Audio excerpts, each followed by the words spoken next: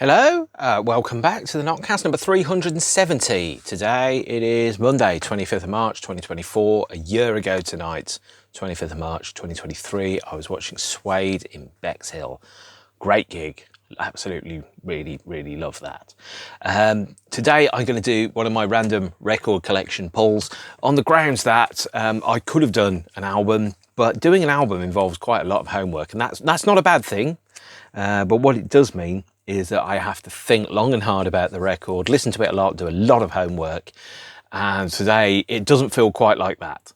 I'm not in the mood. Now I know mood is for lovers and children and cattle, according to Patrick Stewart in the original David Lynch 1984 cinematic adaptation of Dune. But obviously I'm either a lover of cattle or children. So there you have it. This, by the way, is the French 3 DVD version of Dune, the deluxe edition and the most expansive version that was available when I bought it in 2009. This features the film, or le film, depending on your point of view, and discs 2 and 3 are le bonus, which is the TV version in English. Which has 35 minutes of extra footage, and then there's an extra DVD of bonus material, some of which is in French with no alternate language, and some of it which is subtitled. So let's go into here, because frankly I can, and it's not very exciting, truth be told. Version inédite is, I think, French for expanded edition. That is the Ultimate Edition 3-disc DVD of Dune, now superseded by the 7-disc Blu Ray version from Koch Media, or Turbine, in Germany, which costs a ridiculous amount of money, and that's why I don't own it. Right, random record Russian roulette, part 4, or part 5, depending on your point of view, in the infamous shining bag. This has been picked out by my son. He is 14 years old. He has chosen one of these on the grounds that he thinks it might embarrass me. So I'm not going to go for that one first. First thing I'm going to pick out a book. Let's see what the book is. And then I'm going to try and talk about this for as long as I possibly can. Arthur C. Clarke's 2010 Odyssey 2. I think I've talked about Arthur C. Clarke before. I think I've talked about 2010 before, actually. So I'll be short and sweet. I am quite a fan of the film of 2010. I think it's very good. The book I haven't read in 35 years, and I've recently read an article that has allegations about Arthur C. Clarke's behaviour when he was alive, which makes me feel a little uneasy about this book, and a little uneasy about 2010 and 2001. I think it is, as a story, it follows a logical conclusion. It goes to places that make complete sense. It doesn't necessarily touch the heights of 2001 at all, but it is a fascinating exercise in genre and science fiction and going somewhere else. So let's move on from that, shall we? And let's go for a DVD. You cheeky sods. Conan the Destroyer. So Conan the Destroyer is the second of the Conan the Barbarian films.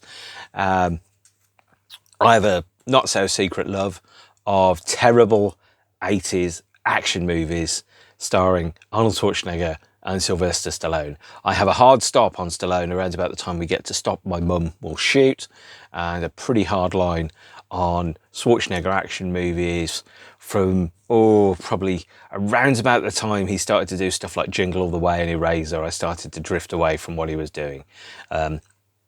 Because Schwarzenegger had a more playful side to him. Stallone thought he was being, a genuine hard-ass action movie guy, when anybody that's seen Cobra will know that his stuff is basically Action Man for adults.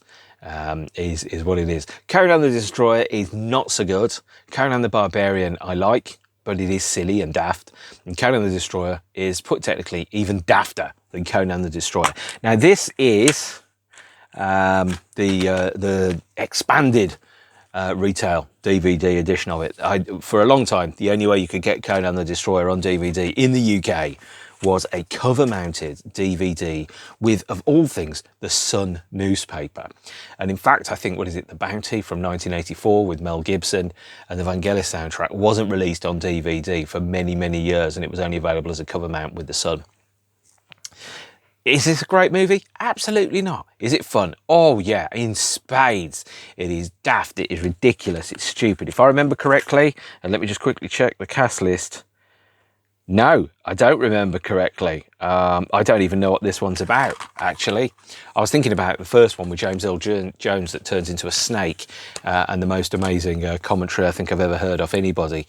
The first one has a commentary by Arnold Schwarzenegger where he literally says in his thick Austrian accent, "And there he is, I'm punching the camel, watch me punch the camel." And you kind of go, well, where did that guy from The Simpsons get it all from? Exactly. Conan the Destroyer is the second Conan film and the last one with Arnold Schwarzenegger in it. Sometimes if you squint really hard and you've had a lot to drink, you could think that maybe Red Sonja with Brigitte Nielsen could be a kind of Conan adjacent film. It isn't. Red Sonja is dog shit. Conan the Barbarian is dog shit but fun, and Conan the Destroyer is dog shit and not quite so much fun. It's okay. Grace Jones is in it, Olivia d'Arbo's in it. Basically, it's a Bond movie with Arnold Schwarzenegger playing a leather-clad, sword-toting Bond in medieval times. Is it good? Nah, it isn't. It absolutely isn't. This is the... well, this is a restricted version, and this was, I think, let me just quickly check, since the text on the back is English, and it has a 16 from the OFLIC, I think this is a UK DVD that's been rebadged for Northern Ireland and Ireland itself as a region too. I could be wrong, wouldn't be the first time, by the way, you know, especially considering some of the bands that I liked in the 90s, but here we are. So Conan the Destroyer, not amazing. You're going to think I really am a child of the 80s. You're almost definitely correct. Let's go for the Blu Ray. Jojo Rabbit by Taika Waititi. And sorry if I've mispronounced that. I love this film. It is so dark and weird and hilarious. But I see, my sense of humour is quite dark. It's quite sly.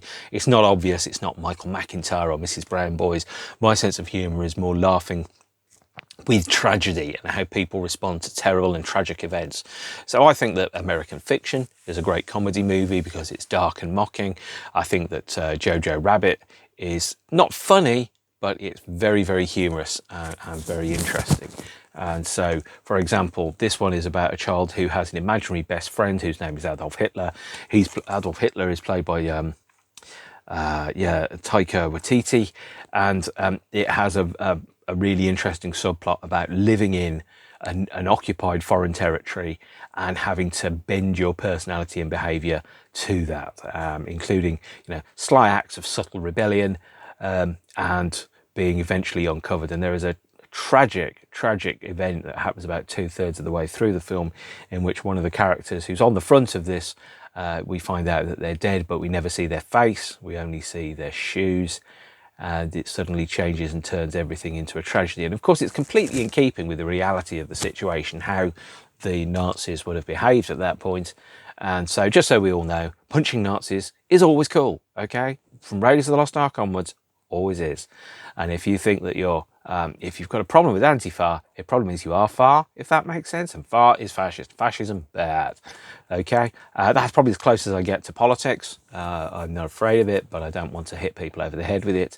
The other thing about this, by the way, and I really like this about thing, and this is something which happened actually with Charlie Chaplin's Great Dictator, is that the easiest way to make comedy to work is to punch up and not punch down. Punching down is lazy bullying. Punching up is exposing truth to power, and people that are powerful don't like it, which is why Trump hates being roasted by Barack Obama, which is why Hitler hated the film The Great Dictator with Charlie Chaplin.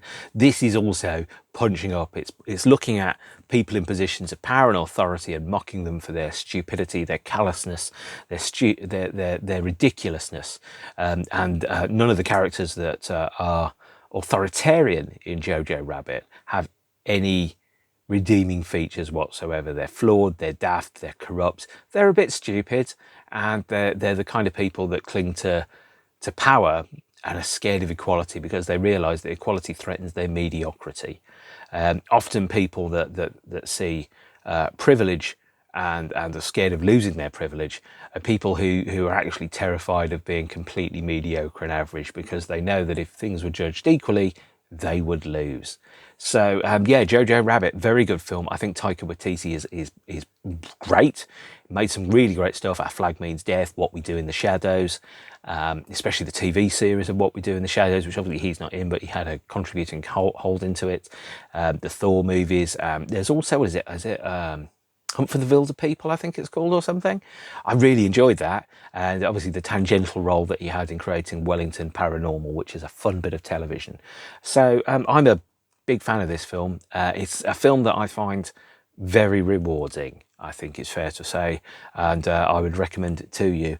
Sam Rockwell's in it, he's great. Rebel Wilson is in it, they're great as well.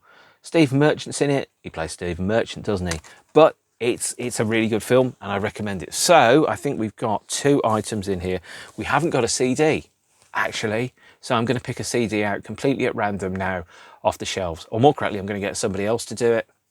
Okay, I'm not going to get somebody else to do it. I'm just going to reach down into a shelf here with my eyes closed and bring this out.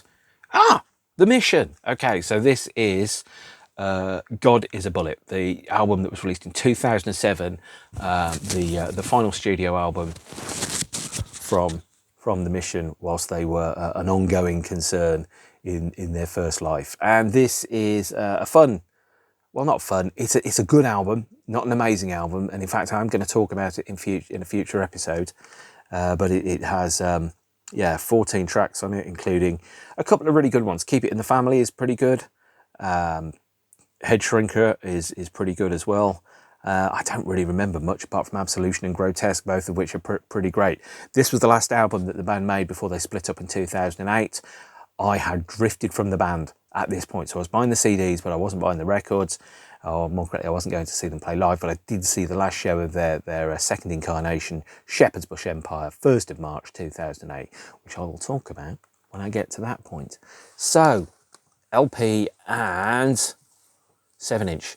Now, LP, I'm guessing I know what this is, but I could be wrong. 9 Inch Nails. This is not the actual Events, which was released in, I think, 2016, 2017. This was part of the 3 series that they did, the trilogy, which was Not the Actual Events, Ad Violence, and, oh God, I've forgotten, I should know, Bad Witch. And this is effectively three EPs, which could also be looked at as a double album. So I ordered this twice. I ordered the physical component because they weren't going to release a CD, and then I ordered the vinyl. I never got the physical component, which was a physical, tangible, touchable, interactive version of the EP to be consumed and kind of engaged with whilst listening to it. Instead, I got nothing, but I did get this, and this comes in a wonderful little sleeve that you have to touch, open and despoil to experience. A 6-track EP with Branches, Bones, Dear World, She's Gone Away, The Idea of You, Burning Bright and Field on Fire. I really like this. I think this EP format is really good, really fun. This is the first, I think, proper 9 Inch Nails release since Atticus Ross officially joined the band. And there's no difference, really. It still sounds like 9 Inch Nails to me. It sounds, especially this period, now I've done an episode about this relatively recently. This period feels to me like a bit of an iteration or an evolution of the band. Whereas something like The Slip, Year Zero, With Teeth, I mean, I like them, those periods. In fact, I'm really a fan of The Slip, but there comes an element where you listen to it and you kind of go, are you getting anywhere with this band, or are you just kind of endlessly circling the same problems and repeating the same problems endlessly in a cycle, kind of like, you know, somebody that's got an addiction that quits, gets clean, relapses, etc. Is 9 Inch Nails a relapse position for Trent Reznor? Is this a genuine kind of statement of emotion, or is it something that is a repetition, or perhaps even a narrator kind of talking through their imagination around what things could be like if they were really, really shit? I don't know. Huge fan, of Nine Inch Nails, by the way. I think that they've priced me out of the gig tickets. I think it was £75 to see them last time, and I just can't be bothered with that nonsense. You know, I just can't. £75 to see Nine Inch Nails. Nah, I'm all right, thanks. Seen them loads. Very good, but I just can't go for that. So, not the actual events.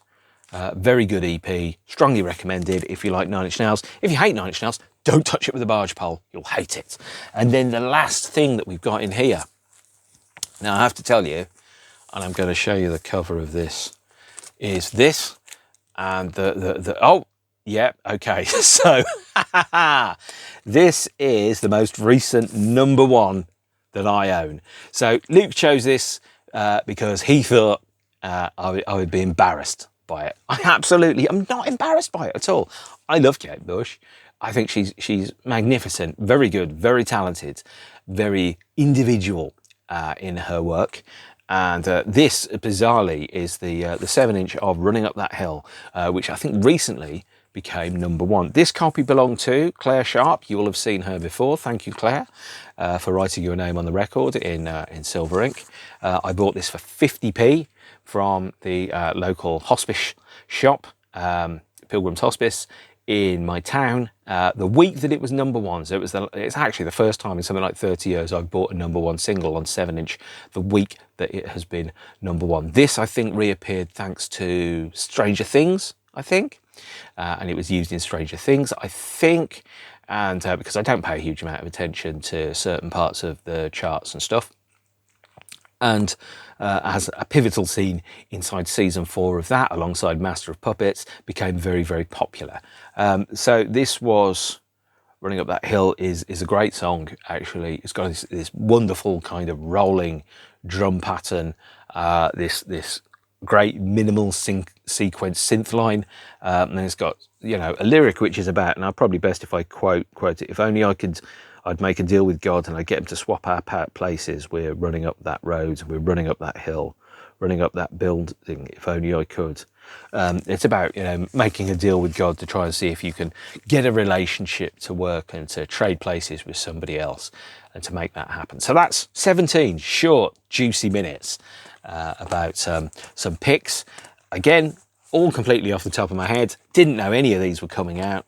I had a sneaking suspicion when I put my hand in the bag, because this is the unique identifier for this one. I had a sneaking suspicion that it would be that, but instead I was once again absolutely right. I haven't always been right about everything, as anybody who knows how many Kingmaker singles I bought in the 90s can tell you. So that is my random record Russian roulette #5, 25th of March 2024.